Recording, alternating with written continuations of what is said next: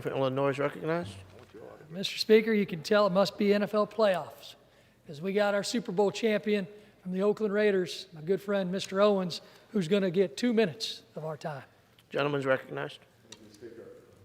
Late yesterday afternoon, my Republican colleagues and I learned that Democrats were dropping H.R. 1 and H.R. 4 into what was supposed to be a NASA bill. The American people joined me in wondering why Democrats must resort to procedural gimmicks to ram their so-called voting rights bill to the floor. The answer is simple.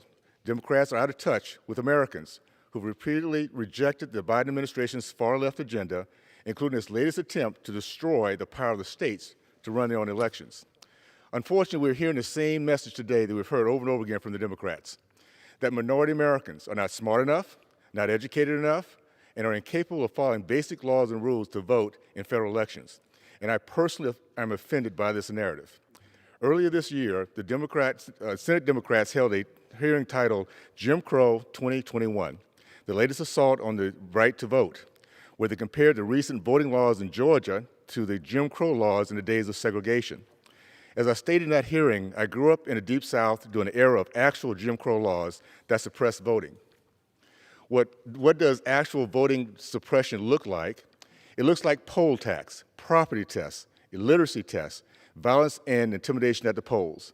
It looks like segregated schools I attended in Florida, or segregated drinking fountains and restrooms that my race was forced to use.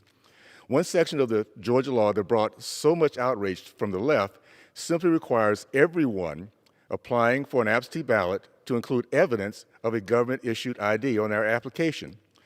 I can assure you, my friends, minorities are capable of getting driver's license, passports, government checks, and any other number of acceptable IDs. Today's misnamed For the People's Act won't fool Americans who have not forgotten how far we've come since 1965 and who hold sacred their constitutional right to vote.